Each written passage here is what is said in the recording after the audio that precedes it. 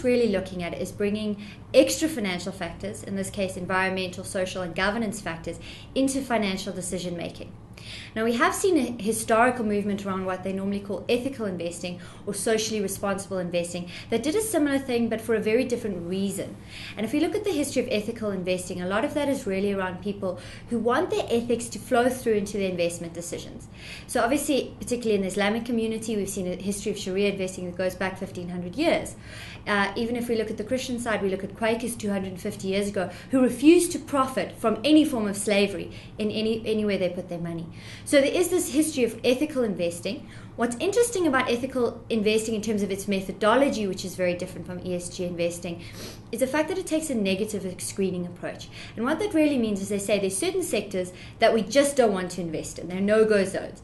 And these are historically pornography, gambling, tobacco, alcohol, weaponry, sometimes even in nuclear energy. And you're getting increasing movements now where people are saying, well, after what we've seen in the crisis, should you invest in insurance companies? Should you invest in banks? So it's an evolving game, but that's really focused on an ethical consideration, and that's where it's coming from. What's different about ESG investing is it's really pragmatic. And it's coming from this motivation that people are realizing that you cannot just look at the balance sheet and the income statement to understand the host of risks and opportunities that surround a company. And I think we've seen that very practically around governance in terms of Enron and Parmalat and those scandals.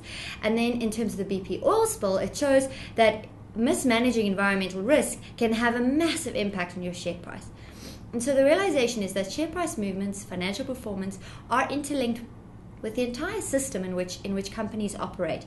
And so that means that ESG, for the most part, is actually coming from a pragmatic space that says we want to understand our investments better and to make better decisions.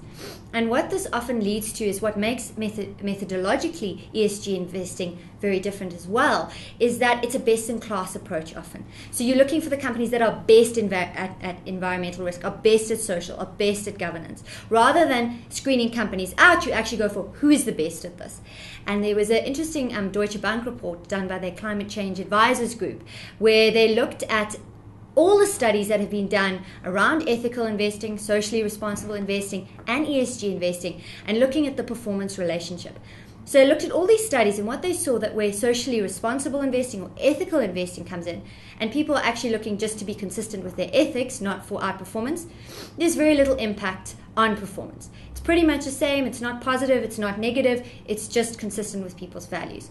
What they found with the best-in-class approach, which is what ESG investing is trying to move towards, is there you starting to see evidence of outperformance, which really fits in with the idea that the reason we're moving to ESG investing is because we need to understand the financials better.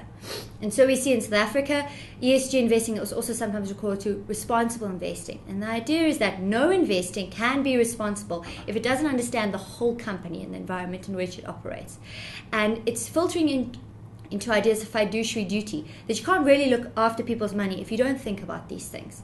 And in South Africa, that's actually been codified into law in the fact that Regulation 28 of the Pension Fund Act now says that trustees are responsible for taking into any material factor, whether it has an environmental, social, or a governance nature, in their investment decisions.